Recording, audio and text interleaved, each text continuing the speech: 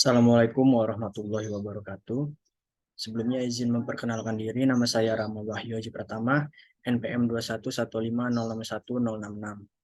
Di sini saya akan mempresentasikan jurnal yang berjudul Penerapan Waterfall Model pada Perancangan Sistem Pelayanan dan Informasi dengan Pendekatan OAD menggunakan UML.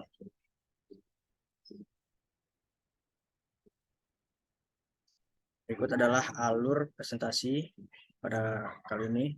Yang pertama terdapat latar belakang, lalu yang kedua terdapat metodologi penelitian, kemudian yang ketiga hasil pembahasan, dan yang keempat kesimpulan. Yang pertama, latar belakang. Saat ini Indonesia berusaha meningkatkan kualitasnya sebagai sebuah bangsa, mulai dari pembangunan infrastruktur hingga peningkatan kekuatan ekonomi. Tak mau ketinggalan, sektor pemerintahan juga ikut berinovasi. Pemerintah kini sedang mengimplementasikan sistem e-government di Indonesia. Melalui sistem e-government, masyarakat bisa ikut mengendalikan sistem pemerintahan. Dalam penerapan model waterfall yang sangat mudah ini dan dapat dipahami, digunakan terutama dalam proses pembuatan sistem informasi. Metode OAD menggunakan standar permodelan sistem berorientasi objek berupa Unified Modeling Language atau UML. Selanjutnya terdapat metodologi penelitian. Untuk modelnya di sini kami akan menggunakan model waterfall. Metode waterfall atau air terjun adalah sebuah pengembangan sistem yang dilakukan secara sistematis atau berurutan. Menurut Pressman, model ini adalah model for an audience. Klasik yang bersifat sistematis, berurutan dalam membangun sebuah software. Metode ini sering disebut dengan classic life cycle. Terdapat banyak sekali metode penelitian pengembangan perangkat lunak seperti prototyping, rapid application development.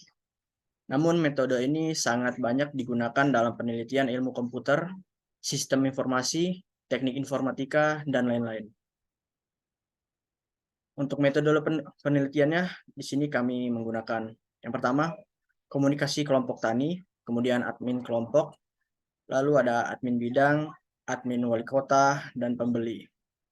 Kemudian yang kedua, untuk metodologinya yaitu perencanaan melakukan penjadwalan penelitian pada DKP 3 Kota Metro, dimulai dengan cara observasi, wawancara, dan studi pustaka, sehingga akan dibangun sebuah sistem pelayanan dan informasi. Kemudian untuk yang terakhir, yang ketiga yaitu pemodelan pada penelitian ini, analisis perancangan akan dimodelkan dengan pendekatan object oriented. Selanjutnya hasil dan pembahasan. Di sini terdapat use case diagram. Use case diagram sistem pusat layanan dan informasi pada DKP 3 Kota Metro terdiri dari 5 user, yaitu kelompok tani, admin kelompok, admin bidang, admin wali kota, dan pembeli. Kelompok tani adalah kelompok tani yang dapat mengubah data serta mengirim proposal dan laporan ke pihak admin bidang.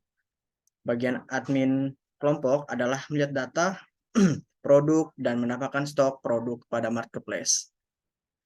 Untuk bagian admin bidang merupakan orang yang dapat mengelola sistem seperti kelola data kelompok tani, kelola layanan dan informasi, lalu dapat juga mengirim proposal ke pihak wali kota.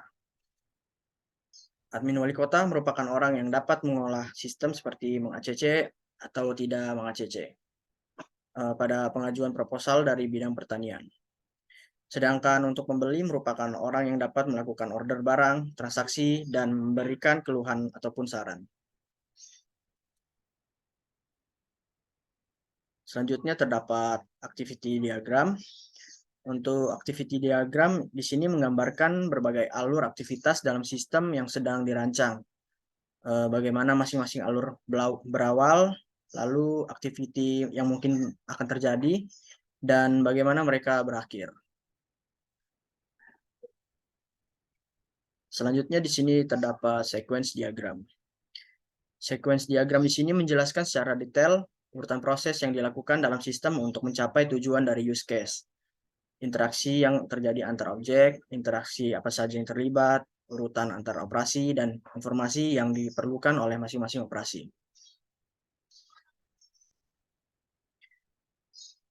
Terakhir terdapat kelas diagram.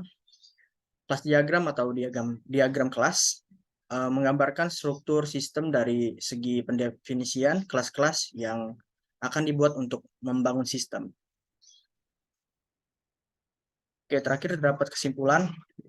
Berdasarkan hasil pembahasan pada sistem pelayanan dan informasi pada bidang pertanian DKP 3 Kota Metro, dapat disimpulkan sebagai berikut.